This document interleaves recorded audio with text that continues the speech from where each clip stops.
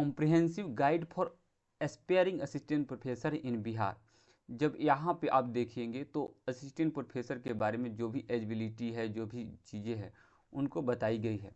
तो देखिए यहाँ पे विशेषकर असिस्टेंट प्रोफेसर जिसके बारे में हम लोग देखेंगे कि कौन कौन से इसमें एलिजिबिलिटी होती है, साथ में कौन कौन से ऐसे नॉलेज रिक्वायर्ड होते हैं, जिन रिसोर्सेज की आवश्यकता होती है। तो इन सभी चीज़ों के बारे में जानेंगे कि जो असिस्टेंट प्रोफेसर बिहार में बनने की ज़रूरत होती है, उन सभी चीज़ों के बारे में। तो अलग अलग चीज़ देखेंगे कि बिहार में असिस्टेंट प्रोफेसर बनने के लिए क्या होता है। सबसे पहले कि आपकी eligibility criteria, exam pattern, selection process, इन सभी चीज़ों के बारे में जानेंगे। और ये भी जानेंगे कि प्रिपरेशन की स्ट्रेटजी चाहिए, रणनीति कैसी होनी चाहिए, जिसके माध्यम से हम एक सहायक प्रोफेसर के रूप में अपना सेवा दे सकें हायर एजुकेशन में, यानी उच्च शिक्षा में, खासकर बिहार में। तो इसके आगे और चीज़ें दी गई है, उसको भी हम लोग समझते चलते हैं। तो देखेंगे लिखा हुआ है बिहार असिस्टेंट प्रोफेसर।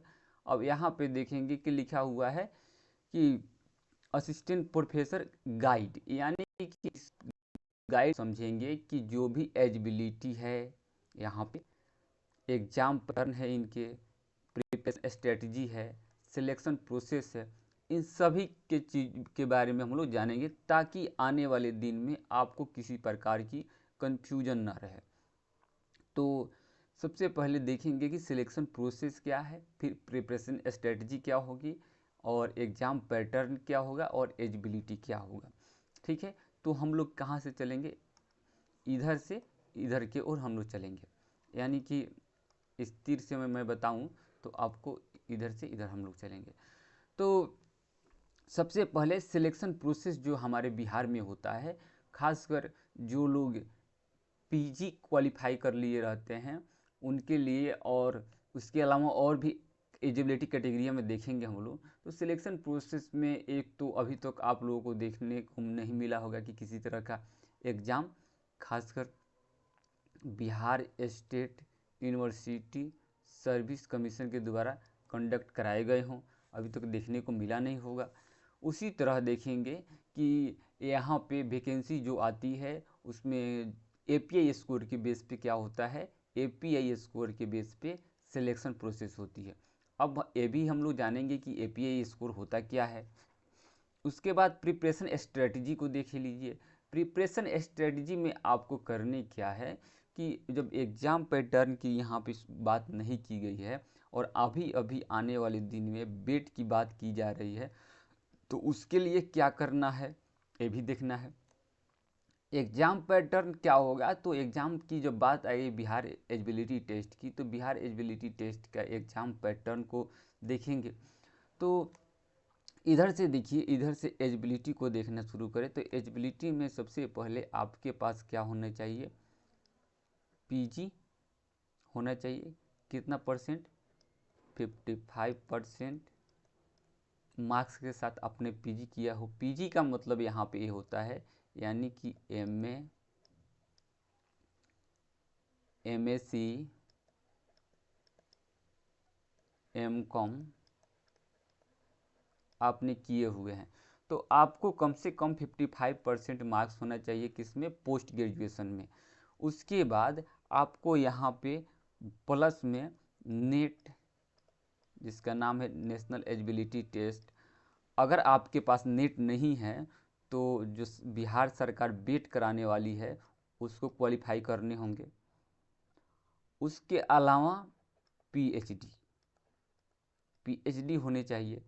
तो अगर आपके पास कम से कम 55% पीजी में मार्क्स हो और नेट हो या बेट हो, दोनों में से कोई हो, तो आप मिनिमम एलिजिबिलिटी को पूरा करते हैं। जब मिनिमम एलिजिबिलिटी को पूरा करते हैं तो आप इसके लिए एलिजिबल हो जाते हैं सहायक प्रोफेसर के लिए। खासकर बिहार में असिस्टेंट प्रोफेसर, सहायक प्रोफेसर के लिए आप क्या होते हैं, एलिजिबल हो जाते हैं।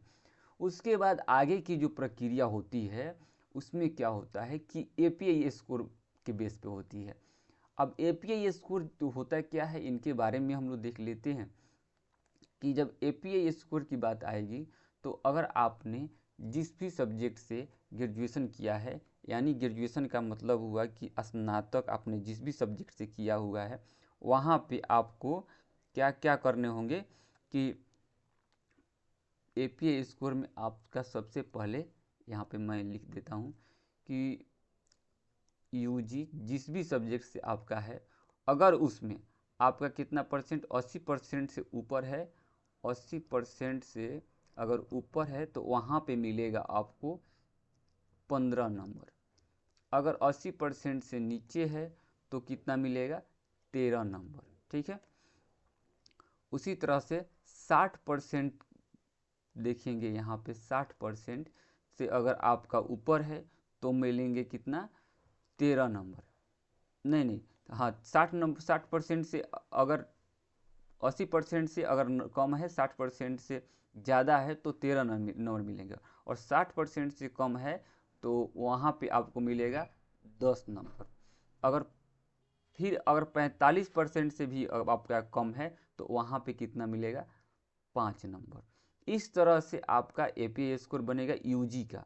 ठीक उसी तरह पीजी का देखेंगे तो पीजी में भी क्या होता है, अगर आपका 80% से ऊपर है तो आपको मिलेंगे 25 नंबर, और 60% से आपका ज़्यादा है और 80% से कम है तो वहाँ पे मिलते हैं 23 नंबर, और 55% यानी 55% से 50% के बीच में है तो वहाँ पे आपको मिलेंगे 20 नंबर। ठीक है, यहाँ पे हम लोगों ने देखा यूजी पीजी का नंबर देख लिया। अब फिर यहाँ खाली जगह है, यहाँ पे मैं लिखने के काम करता हूँ कि जो भी लोग अगर एमफिल उस समय हुआ करता था, उस समय अगर एमफिल किए हैं तो उनको मिलता है 5 नंबर। अगर पीएचडी है आपका, यहाँ पे लिखा हुआ है, तो आपको मिलता है 30 नंबर। अगर नेट है, नेट, तो आपको मिलेगा यहाँ पे 5 नंबर। इसी में अगर जीआरएफ है तो उसका मिलता है 7 नंबर।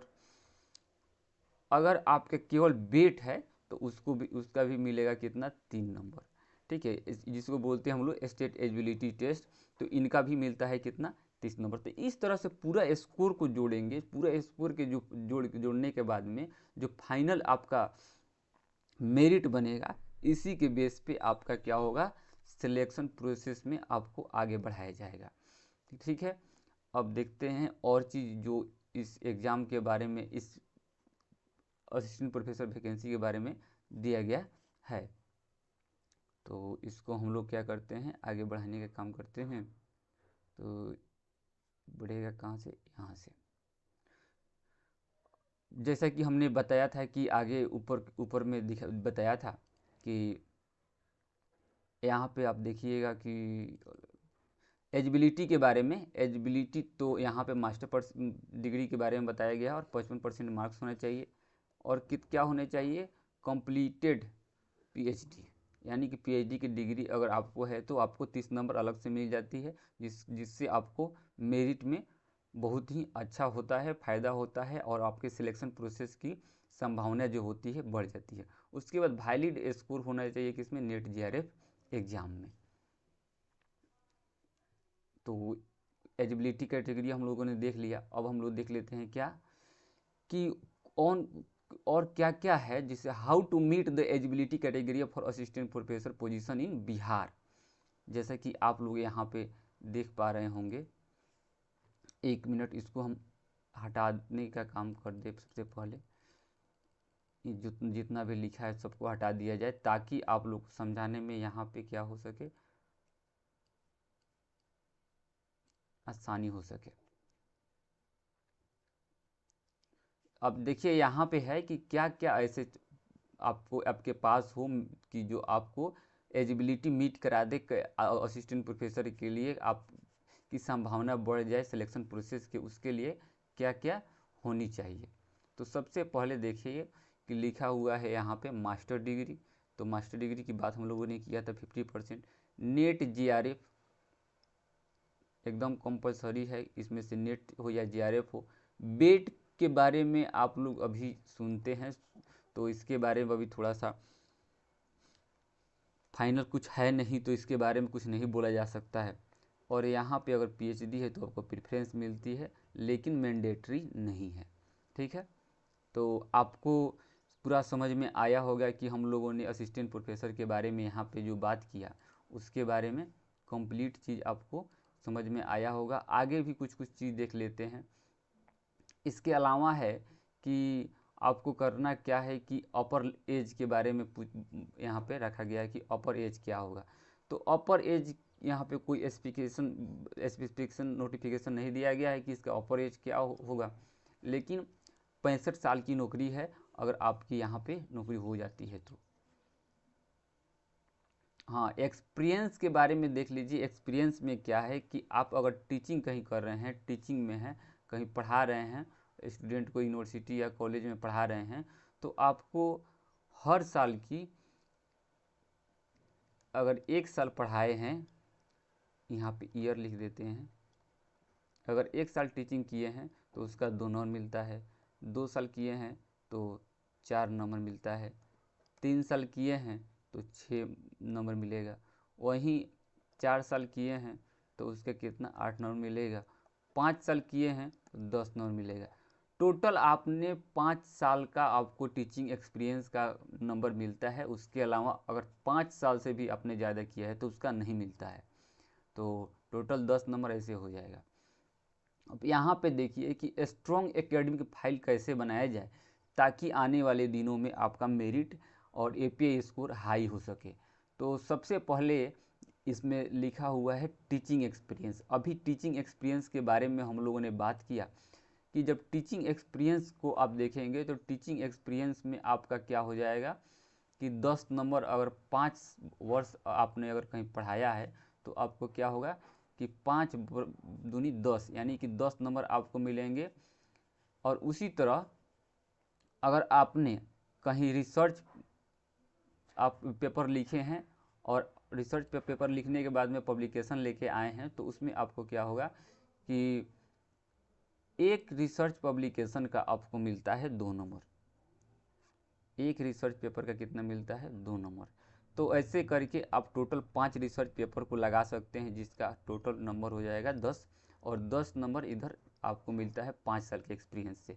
तो आपने अगर टीचिंग कहीं से किया है, टीचिंग एक्सपीरियंस आपके पास है, तो वहाँ से भी अपने एकेडमिक फाइल को, एकेडमिक जो मेरिट बनता है उसको भी हाई कर सकते हैं और रिसर्च पेपर के भी माध्यम से कर सकते हैं। एग्ज़ाम पैटर्न तो अभी देखिए फ़िलहाल कुछ है नहीं। एग्ज़ाम पैटर्न को लेके आने वाले दिनों में अगर कोई नोटिफिकेशन आती है तो इस चैनल के माध्यम से नोटिफाई कर दी जाएगी।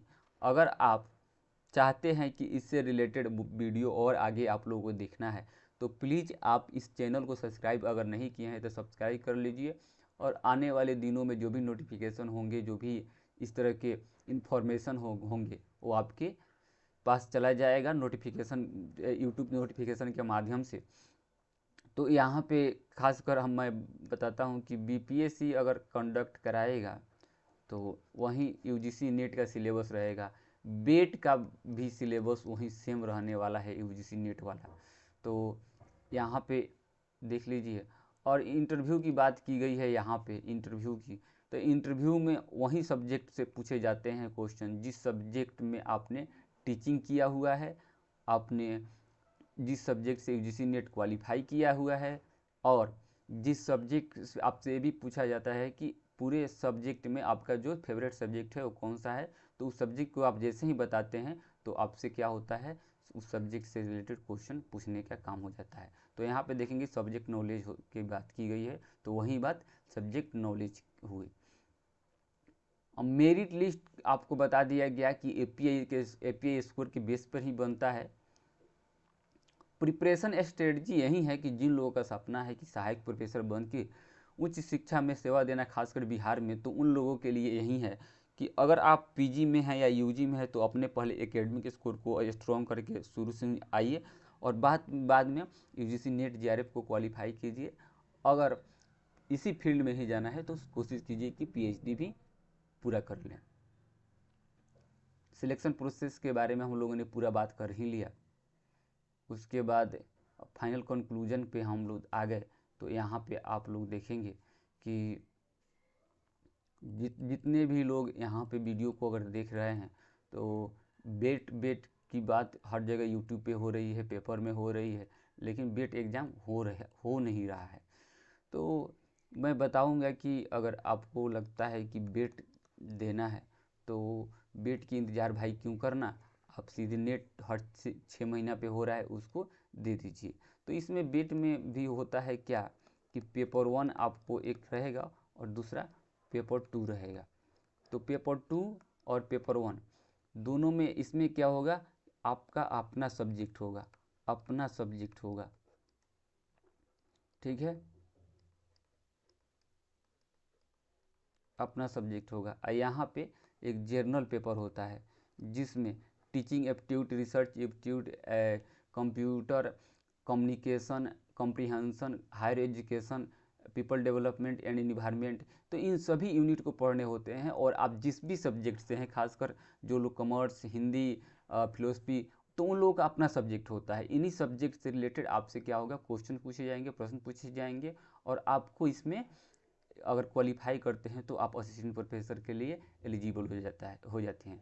तो मैं आशा करता हूं कि आपको इस वीडियो के माध्यम से बहुत ही इम्पोर्टेंट चीज़ें समझ में आई होगी, और समझ में आने के वजह से आप लोग भी अगर इसके बारे में सोच रहे होंगे तो आपकी सोच में कुछ ना कुछ परिवर्तन आए होंगे। तो आने वाले दिनों में अगर आप भी चाहते हैं सहायक प्रोफेसर बन के हायर एजुकेशन में सेवा देना, तो एक बार इस वीडियो को देखिए, सिलेक्शन प्रोसेस है क्या, और समझिए, और फिर उसके बाद अपने स्ट्रेटजी को, जो प्रिपरेशन स्ट्रेटजी है, उसको एक अच्छे तरीके से प्रिपरेशन कीजिए और आगे उस प्रिपरेशन का मंजिल तक लेके जाइए। फिर मिलते हैं किसी नए ज्ञान और विज्ञान के साथ, तब तक के लिए धन्यवाद।